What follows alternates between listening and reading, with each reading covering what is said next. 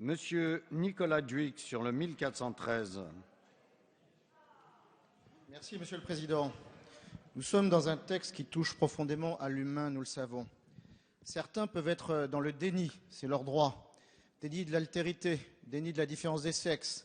Ils peuvent participer à la forclusion du nom du père, qu'un grand Français avait beaucoup travaillé, comme vous le savez. Néanmoins, en tant que médecin, nul ne peut m'obliger à faire un acte qui irait contre mon éthique et ma morale.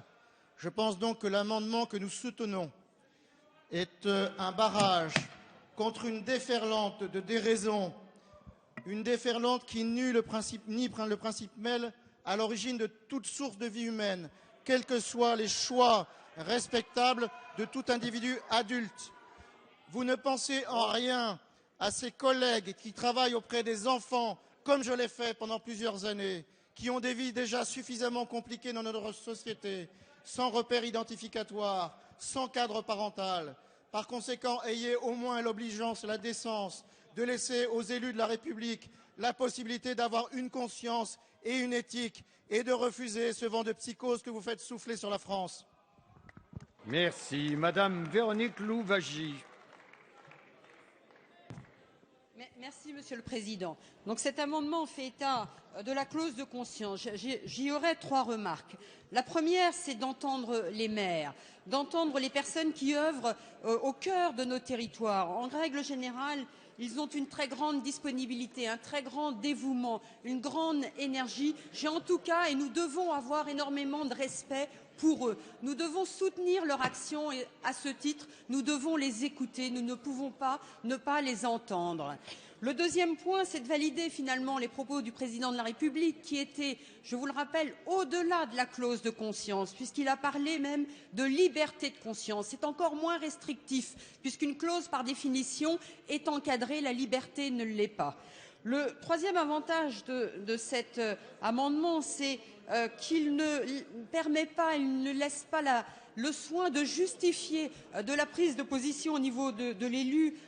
L'élu n'a pas à motiver ça ou ses raisons de ne pas appliquer tel ou tel acte civil. Donc en ce sens, il n'y a aucune source de discrimination et je crois que sa rédaction nécessite que nous puissions adopter l'article 165 modifié comme il est proposé au titre de cet amendement. Merci Madame. Le 1688, Jean-François Copé. Monsieur le Président, cet amendement, comme ceux qui viennent d'être exposés, vise au même objectif, réévoquer la question de la clause de conscience pour les maires. Je veux ici rappeler que lorsque le Président de la République s'est exprimé au congrès de l'AMF, il n'a laissé place à aucune ambiguïté. Il en a fait même un engagement qui lui a valu de ne pas être hué par les maires. Même certains l'ont applaudi, alors qu'il y avait quelques vraies raisons pour eux de se préoccuper de la manière dont ce gouvernement traite les maires depuis qu'il est en responsabilité. Tout à l'heure, nous avons subi un amendement par la loi qui veut que vous êtes, comment dit-on, politiquement majoritaire, donc vous avez juridiquement raison. Nous avons retrouvé là une ambiance qui nous rappelait, pour nos jeunes années, ce que nous avions vécu en 1981, cette manière si agressive que vous avez de nous imposer par le passage d'un samedi après-midi de cet amendement qui nous a beaucoup choqués en donnant le sentiment qu'ici, les actes de mariage que nous faisions jusqu'à présent en tant que maire n'étaient pas républicains. Quelle honte d'avoir adopté un tel amendement cet après-midi. Je veux dire sur ce point que la clause de conscience, elle a été défendue par le Président de la République en un après-midi de novembre au Congrès des maires de France et qu'il me semblait que cela valait parole authentique. Je constate qu'il n'en est rien. Le comportement de la majorité aujourd'hui voulant obstinément s'opposer à cette clause de conscience, qui est pourtant, me semble-t-il, une manière, une nouvelle fois, de respecter les consciences, me renvoie à une dernière remarque. Je suis, comme beaucoup de mes collègues de l'opposition, et je le dis ici, très mal à l'aise, de nous entendre dire toutes les 2 phrases que nous sommes réactionnaires, Monsieur Leroux, conservateurs. Je regrette que vous vouliez incarner la modernité, alors qu'en réalité, vous n'incarnez que l'arrogance sur ce qui relève seulement de la clause de conscience et de l'intimité la plus profonde de chacun d'entre nous. Et je veux vous dire ici que je le regrette profondément. Merci. Monsieur Guillaume Chevrollier, le 1733. Merci, Monsieur le Président.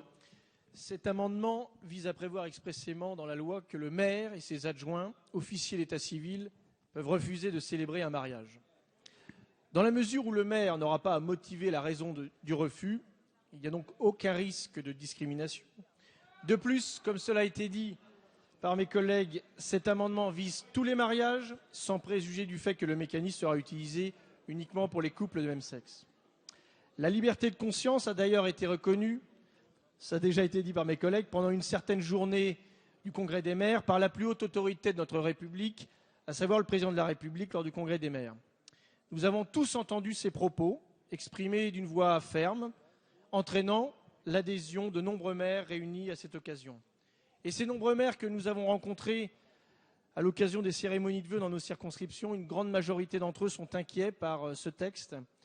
Et beaucoup d'ailleurs ont signé une pétition qui a recueilli plusieurs milliers de signatures, qui exprime un véritable malaise par rapport à ce projet, face au changement de civilisation qu'il entraîne dans notre société, qu'il crée maintenant et derrière la perspective de la PMA et de la GPA. Donc le président de la République semblait avoir compris ce malaise avec ses propos conciliants, reconnaissant le principe de la liberté de conscience, l'objection de conscience existant déjà dans notre droit positif, on le connaissait au niveau du service national, on le connaît pour les médecins, les avocats, les chercheurs qui travaillent sur les embryons humains.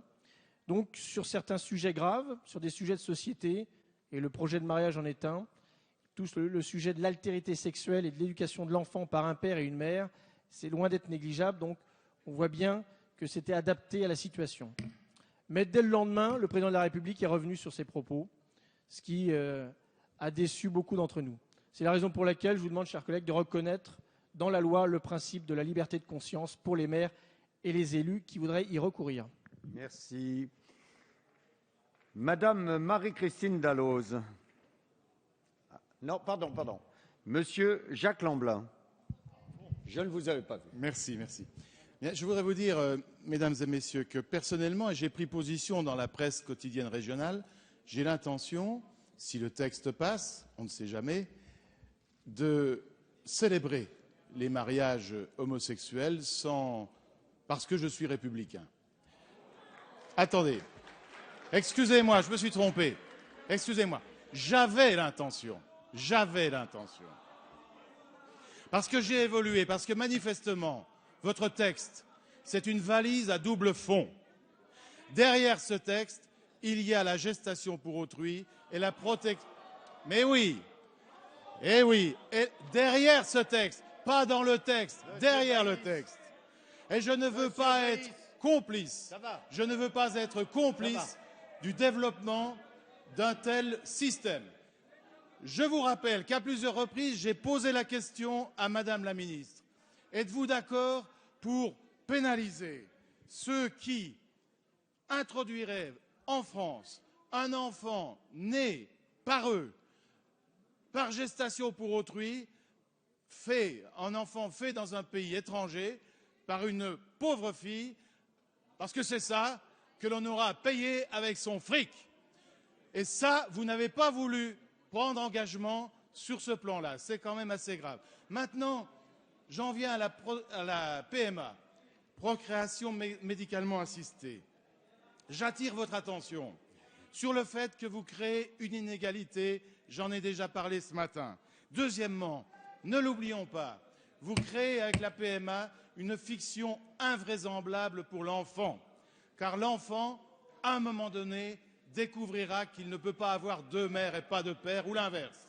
Et enfin, réfléchissez à la dérive vertigineuse de la science. Madame Marie-Christine Dalloz, sur le 2116. Merci, Monsieur le Président. Il n'est nul besoin de revenir aux fondamentaux du contrat social, théorisés par Locke, Hobbes ou Rousseau, pour savoir que les sociétés, les civilisations, se fondent sur l'encadrement par la norme de la liberté de chacun. Procède notamment de cela que la loi se doit d'être impersonnelle et générale et que le droit positif est subordonné aux droits de la nature, aux lois de la nature. Votre projet de loi d'ouverture au mariage aux couples du même sexe ne prévoit aucune dérogation pour objection de conscience. Après avoir mis ce matin par des amendements les maires sous tutelle du procureur, après les avoir mis en doute leur caractère républicain de ces hommes et de ces femmes qui se dévouent au quotidien dans chaque commune de France, votre gouvernement aujourd'hui veut donc leur imposer le viol des consciences à tous ces maires réfractaires. Mais c'est cela dont il s'agit. Une décision du Conseil constitutionnel du 27 juin 2001 a érigé la liberté de conscience au rang de principe fondamental reconnu par les lois de la République. Ce principe fondamental se fonde sur les articles 10 de la Déclaration des droits de l'homme et sur le préambule de la Constitution de 1946. C'est tout cela que vous remettez en cause en refusant la liberté ou le droit de conscience à ces hommes et à ces femmes qui œuvrent quotidiennement pour leurs concitoyens. Je trouve cela déplorable et dommageable. Monsieur Georges Fenech, amendement 2300. Merci. Monsieur Charles de la Verpillière, le 2350. Merci, Monsieur le Président. Tout d'abord, je voudrais dire que jusqu'à mon élection à l'Assemblée nationale, j'ai été maire de ma commune pendant 9 ans. J'ai dû célébrer à peu près une centaine de mariages. J'étais ceint de mon écharpe tricolore et derrière moi, il y avait la statue de Marianne. Et je me rappelle que j'avais bien pris soin de prendre le dernier modèle, celui qui s'inspirait de Laetitia Casta. Bref, je n'ai jamais eu, mes chers collègues, je n'ai jamais eu un seul instant l'impression de présider une cérémonie monarchiste ou vaudou. Pour moi, il était évident que la République était là. C'est la première chose que je voulais vous dire. La seconde, c'est bien sûr l'objet de cet amendement. Je crois que sur un sujet aussi controversé, il faut donner aux officiers d'état civil, aux maires, aux adjoints, la possibilité de se déporter. Il faut leur donner une garantie de leur liberté de conscience. Je crois que le président de la République a eu raison d'être l'un des premiers et le plus autorisé, me semble-t-il, à en parler. Donc j'invite nos collègues de la majorité à voter cet amendement pour se conformer aux souhaits du président de la République. Monsieur Jean-Claude Boucher sur le 2574. Monsieur le Président, je suis bien sûr républicain et légaliste, député, mais également maire d'une commune de 26 000 habitants, Cavaillon dans le Vaucluse, que je vous invite à venir visiter d'ailleurs, au pied du Luberon. Je fais un peu de publicité, mais en tant que à côté de Château-Renard.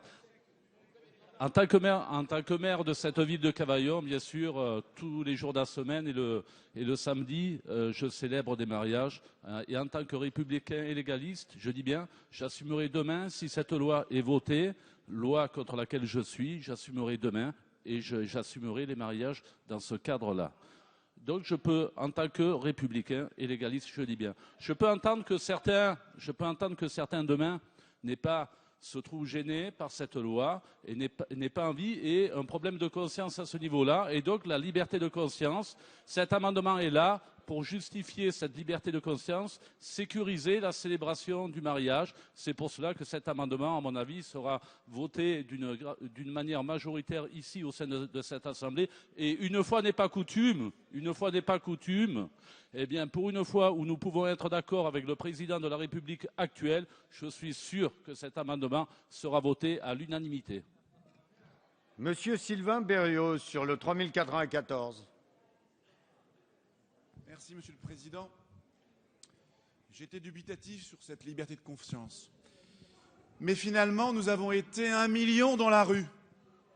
Et ce million, le gouvernement ne l'a pas entendu. S'il vous plaît. Non mais attendez. Mes chers collègues. Nous avons été 1 million dans la rue. Et ce million, vous ne l'avez pas entendu. Nous avons demandé ici même un référendum. Et ce référendum, vous ne nous l'avez pas accordé. Nous vous avons demandé des garanties sur la GPA. Vous ne nous l'avez pas accordé. Vous nous avez même accusés d'être anti-républicains. Peu à peu, finalement, vous nous accusez régulièrement pour nous imposer des idées et une loi dogmatique. Lorsqu'un gouvernement emprisonne les maires dans des lois idéologiques et dogmatiques, la seule liberté qui leur reste, c'est la liberté de conscience. C'est pour ça que je vous demande unanimement de soutenir cet amendement. Merci. Madame Valérie Boyer sur le 3250. Merci, Monsieur le Président. Monsieur le Président, je crois que nous avons là, avec cette proposition émanant de François Hollande, l'exemple même de la duplicité de François Hollande qui, paré des habits du Président de la République, fait un pas en avant, un pas en arrière pour mieux diviser les Français et surtout éviter un camouflet lors d'une réunion solennelle. Cette liberté de conscience, le Président de la République l'a demandé pour éviter d'être mis devant ses propres turpitudes. Et aujourd'hui, à l'heure même où le gouvernement fait la promotion des esclaves corporels en ne garantissant rien sur la GPA et qu'il nous accuse d'obscurantisme alors que paré des faux oripeaux du progrès, eh bien, notre majorité actuelle nous pousse vers une société vraiment dangereuse où les plus faibles, et les femmes en particulier, seront exposées. Je suis très choquée de constater qu'aujourd'hui, au motif qu'on est loin de la loi, eh bien, on est loin des yeux et on n'est pas protégé. Ces choses-là sont purement scandaleuses et je peux comprendre que certains ne veulent pas être complices de ce type de comportement et usent leur liberté de conscience. Merci, madame. Monsieur Xavier Breton sur le 3261. Oui, merci, Monsieur le Président. Avec ces amendements de conscience, on va les appeler comme cela, je crois qu'on essaye de concilier deux principes. À la fois le principe de la liberté de conscience et un autre principe qui est celui de l'application de la loi sur tout le territoire. Oui, il est normal qu'une loi, quand elle est votée, s'applique sur tout le territoire. La question, c'est de savoir si ce principe peut s'articuler avec un autre principe de valeur constitutionnelle qui est la liberté de conscience. C'est un principe qu'a reconnu, on l'a tous dit, François Hollande devant le Congrès des maires, avant qu'il ne se fasse taper sur les doigts par les associations militantes qui ont été reçues le lendemain de ce Congrès des maires, alors que nous sommes 220 députés et sénateurs de l'entente parlementaire pour la famille à demander depuis le 15 octobre à être reçus par le Président de la République et que nous n'avons pas de réponse favorable à cette demande. Aujourd'hui, le Président de la République se fait taper sur les doigts par sa majorité parlementaire. Alors, je suis surpris d'entendre dire que cette liberté de conscience serait anti-républicaine, inacceptable. Je crois que c'est une nouvelle illustration de votre passage en force. Vous passez en force un texte contre une majorité de Français qui refusent la filiation, qui refusent l'adoption, qui refusent l'assistance médicale à la procréation, qui refusent la gestation pour autrui. Et là, ce sont les élus que vous allez forcer maintenant qui n'auraient pas le droit d'exercer une liberté constitutionnelle. Je crois qu'avec cet amendement, on va avoir la preuve que vous êtes dans l'idéologie, dans le passage en force, et pas du tout dans la recherche de l'intérêt de notre pays. Merci. Monsieur Goujon sur le 3287.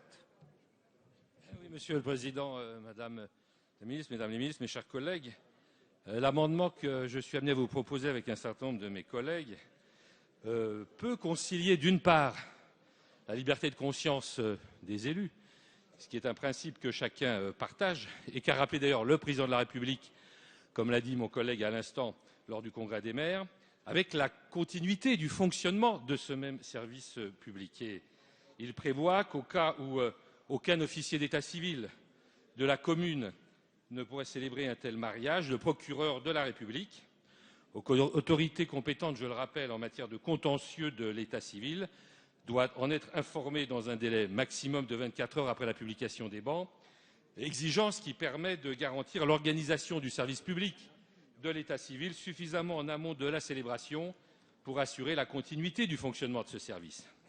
Ce principe constitutionnel nécessite que la loi soit appliquée, bien sûr, Et dès lors, il appartiendra au procureur de désigner parmi les officiers d'état civil de la commune, considérés dans cette fonction bien sûr comme des agents publics, celui qui sera requis d'office pour célébrer le mariage. Les deux principes seront ainsi parfaitement conciliés. L'officier d'état civil aura fait part de son opposition en exerçant sa clause de conscience à laquelle le président de la République engageait encore les maires lors de ce congrès auquel il a pris la parole. Et la continuité du service public sera assurée par la réquisition de celui-ci. Je vous remercie. Merci.